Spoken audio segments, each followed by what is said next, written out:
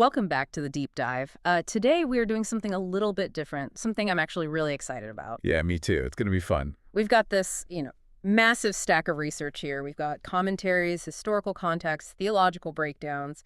But instead of just exploring a topic for the sake of our own curiosity today, we are curating this specifically for you. Right. Because if you're listening to this, we are assuming you are the Sunday school teacher. You are Right. the one staring down the barrel of the upcoming lesson, loving God, loving others. Yeah. And maybe you're drinking that second cup of coffee wondering, how do I make this fresh? Exactly. I mean, it's one of those topics that sounds so simple on the surface, love God, love people, that it is really easy to just glaze over. But our goal today is to be your audio teaching guide. We want to help you move past just reading the text and really help your class get it. Yeah, we're going to look at the context, unpack the heavy theology, give you some sticky analogies to use, and even walk through a suggested flow for your class time.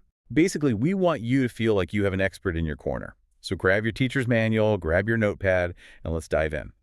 And I think the best place to start is with the main thing. The main thing, right.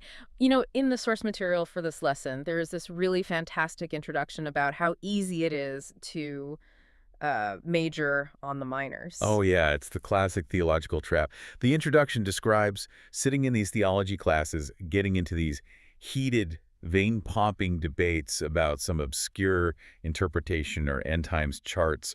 And meanwhile, everyone is completely forgetting the core instruction of the faith. It's funny because it's so true. We love to argue about the obscure stuff. We really do. Yeah. And the source material frames this as a difference between right belief, which is what we call orthodoxy, and right action, which is orthopraxy. Right. It's very easy to have perfect orthodoxy. Like you can score 100% on the doctrinal quiz and still fail completely at orthopraxy. And that is really the mission of this specific lesson, isn't it? It is. If your students walk out of your class just knowing more facts about the Bible, we've missed the mark. The goal is to help them realize that loving God isn't just a theological position you hold. It's an action you take. So let's look at the texts you'll be covering in class. It's a really powerful pairing. We have Mark 12:28 through 34, which is the Great Commandment, and James 2:14 through 17, which is that famous faith without works is dead passage. It's a perfect 1-2 punch. Jesus gives the command, and James explains the mechanics of how it actually lives in the real world. Now, when I first looked at this, I thought, okay, love God, love people. This is basic Sunday school stuff. Mm. But looking at the historical context you pulled from the sources, this wasn't basic at all. The scene in Mark 12 is intense. Intense is exactly the right word. If you want to grab your students' attention right out of the gate, you have to set the scene for them. This isn't Jesus teaching on a grassy hillside with birds chirping in the background. Right. This is Jesus' final week in Jerusalem. He is standing right in the temple courts. And he isn't alone. Far from it. The text describes him being bombarded by what it calls inquisitors. You have the chief priests, the scribes, the elders, the Pharisees, the Herodians, and the Sadducees. Which is crazy because usually those groups hated each other. Exactly. Oh. But they have united for one single purpose, to trap Jesus. They're trying to get him to say something that will either get him arrested by the Romans or just completely discredited by the Jewish crowds. Yes, it is high-stakes verbal combat. The air is just thick with hostility. They are firing questions at him like bullets. But then right in the middle of this firing squad, one man steps forward, a teacher of the law, a scribe. And this is the detail I absolutely love, and I think teachers should really highlight this for their class. The text says he heard them debating and noticed Jesus gave a good answer. That's the twist. This guy isn't part of the trap. He's a good scribe. He's a sincere seeker. He's listening to Jesus navigate this absolute minefield, and he is impressed. He sees wisdom there. Yeah, he asks the question not to trick Jesus, but because he genuinely wants to know the answer. Right. And the question he asks is, of all the commandments, which is the most important? Now, to us today, that just sounds like a standard interview question. But in the first century, this was a massive hot topic for debate. It was, because the rabbis had counted 613 distinct laws in the Torah. 613. And a common intellectual exercise was trying to categorize them. Which ones were heavy, meaning weighty, essential, life or death, and which ones were light. So he is basically asking Jesus to summarize the entire religion in one sentence. Precisely. It's the ultimate elevator pitch. Yeah. If you can only keep one rule, which one is it? And Jesus does not hesitate. He doesn't invent something new either. He goes back to the absolute bedrock of the Jewish faith.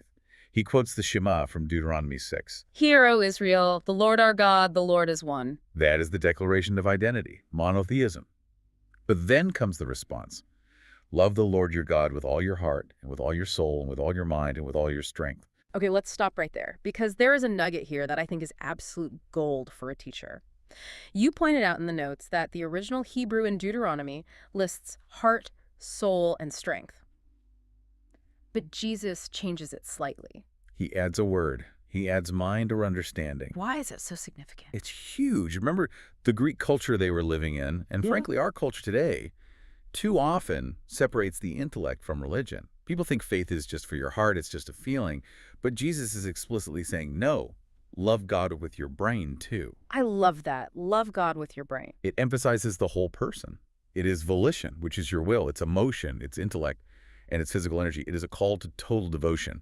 If you are a teacher, this is a great moment to pause and ask your class, do we love God with our minds, or do we check our brains at the door when we come to church? That is a very convicting question.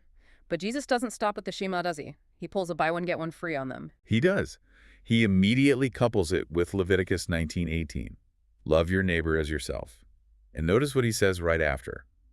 There is no commandment greater than these, plural. He fuses them together. You cannot separate them. In the Holiness Code of Leviticus, loving your neighbor was how you demonstrated you were set apart by God. Jesus is saying you cannot claim to love the invisible God if you don't love the visible neighbor. It's a package deal. Which really is the perfect bridge to the second text your class will look at, James chapter 2. Right. If Mark 12 is the theory, James 2 is the lab work. This is the right action we talked about. Now, James is writing to the diaspora Jewish Christians who have been scattered abroad. And he isn't writing a systematic theology textbook. He's writing a letter to address a very real crisis. And the crisis is favoritism, right? Exactly. The problem wasn't theoretical at all. Wealthy people were coming into the assembly, and the church members were giving them the best seats while literally telling the poor people to sit on the floor by their feet. It was ugly. So when James writes, faith without works is dead, he is looking directly at that specific behavior. Yes. He calls love your neighbor as yourself the royal law. It's the law that belongs to the king, and his assertion is blunt.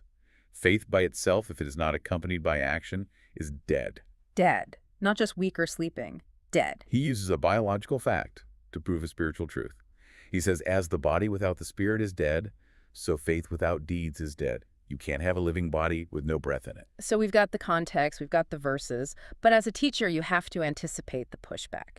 And I feel like there is a massive theological hurdle here that students always trip over.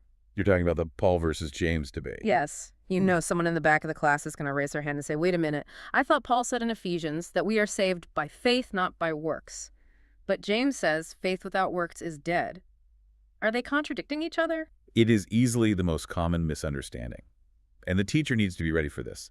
The answer lies entirely in the context. Paul and James are fighting two completely different enemies. Okay, break that down for us. Who is Paul fighting? Paul is fighting legalism. He is arguing against people who think they can earn their salvation by checking boxes. Circumcision, dietary laws, rituals. So Paul yells, no, the origin of salvation is faith alone. You can't earn it. And James? James is fighting laxity. He's fighting lazy faith. He is arguing against people who say, I believe in God, but then live like the devil. So James yells, no. The evidence of salvation is works. So they aren't enemies at all? Not at all. They are standing back to back, fighting different opponents. Salvation isn't faith plus works. It is a faith that works. A faith that works. I really like that. That's a great sticky phrase for the class to write down. It's the difference between root and fruit. Faith is the root. Works are the fruit. If you have no fruit, you probably have a dead root. That clarifies it perfectly. Okay, let's move to some practical tools for the teacher. We know that abstract theology can just fly right over people's heads. We need to make this stick. And the source material gave us 3 really strong analogies to use. Yes, illustrations are your best friend here. The first one is the all-in story. This comes from the source notes about a woman named BR. She talks about a guy she dated in college. Ah, yes. The chocolate guy. The chocolate guy.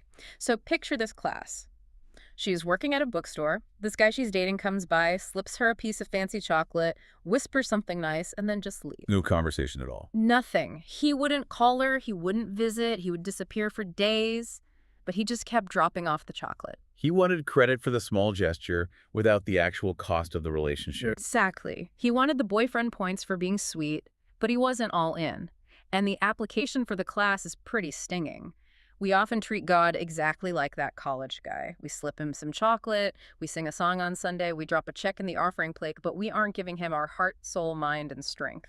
That is such a powerful mirror to hold up. It captures the difference between a hollow ritual and a real relationship perfectly. Then there's the bumper sticker analogy. This one fits the James passage really well. Right. This is the story about a church in Mississippi. They decided to print bumper stickers for everyone in the congregation.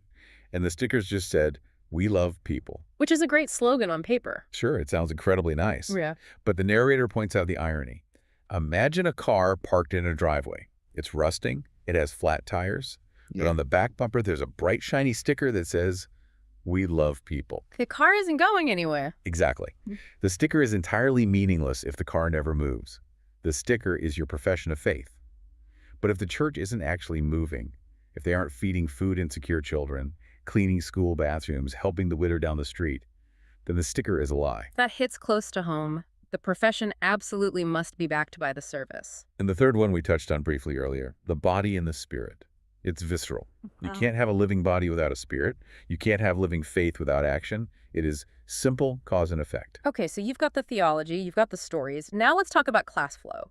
How do we actually teach this in 45 minutes? I think you have to break the standard lecture mold for this one. I suggest starting with a simple whiteboard activity. Write the word love on one side of the board and F.A. Ereth on the other. Just those two words. Just those two. Ask the class, what comes to mind when you see these? And how do they connect? Get them talking early. Let them wrestle with the concepts before you give them any answers. I like that a lot. Then you get into the word. Right. And for the scripture reading, don't just stand there and read couple verses while they stare at their shoes. The outline suggests splitting the class into two groups. Group A takes Mark 12. They are the God and neighbor group. Group B takes James 2. They are the faith and works group. Ah, the jigsaw method. Exactly. Give them 5 or 6 minutes. Tell them to read their passage and summarize it in one single sentence, then have them report back to the whole class. It forces them to actually engage with the text themselves. And then you bring it all together with the discussion questions. And I think the questions need to be really specific. We don't want yes or no answers here. The source material had some fantastic ones. Here's one I really like. Jesus added mind to the list of how to love God. What does it look like practically to love God with your intellect? Oh, that's good. How would you guide the teacher to handle the answers there?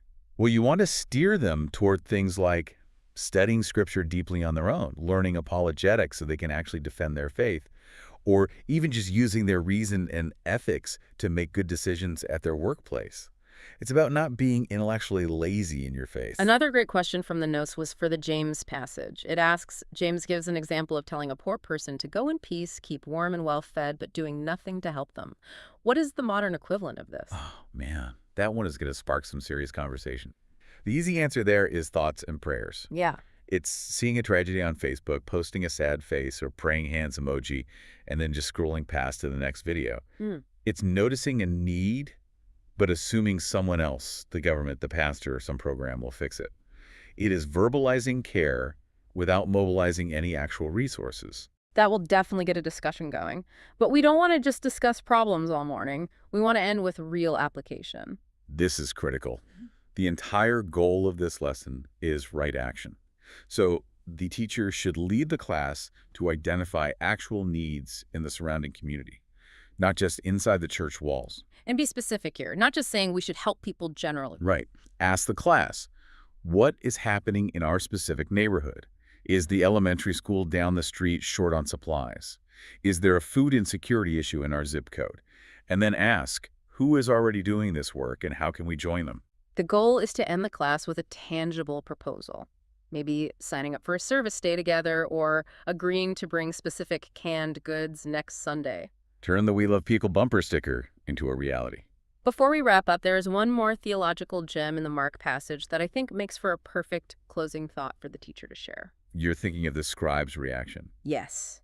We talked about the scribe being a good guy, but look at what he says back to Jesus in verse 33. He agrees with Jesus, and then he adds his own commentary. He says that loving God and neighbor is more important than all burnt offerings and sacrifices. Teacher, catch the weight of that. Where are they standing when he says this? They are in the temple. The smell of roasting meat and burning sacrifices is literally in the air around them. This is the absolute center of the sacrificial system. And this man, an insider, looks around at the temple and says, love is more important than all of this ritual. That is a profoundly radical statement. It aligns perfectly with the prophets like Hosea, who said, I desire mercy, not sacrifice. Doesn't mean the law is abolished, but it prioritizes the heart behind it. If you're doing the ritual without the love, it's just empty. And Jesus acknowledges that. He tells the man, you are not far from the kingdom of God. That is such a haunting and hopeful phrase all at once. Yeah. Not far. The man has the intellectual understanding, he has the orthodoxy. But the implication is he still needs to take that final step of actually following Jesus. He needs the orthopraxy. He's standing right on the doorstep. That is the challenge to leave with your students. You can know all the answers. You can agree with the sermon. You can come to Sunday school every single week and still only be not far. The goal of this lesson is to help them step all the way in, to move from the doorstep into the house. And how do they do that? By loving. True faith and the right response to God simply come down to love lived out daily. Teacher, you have a great opportunity this week. It is a heavy topic, but it's the most beautiful one. Use the history. Tell the story of the chocolate guy and push them toward action. You are not just transferring information, you are facilitating a transformation. Yeah. You've got this. And as a final thought to mull over, consider the timing of all this. Jesus is asked about the greatest commandment just days before he goes to the cross. This makes you wonder if he wasn't just answering a theological quiz, but actually preparing his followers to understand the crucifixion itself as the ultimate physical demonstration of loving God and loving neighbor at the exact same time. Wow, that'll preach. It really will. Thanks for joining us for this deep dive. Now go teach with heart, soul, mind, and strength.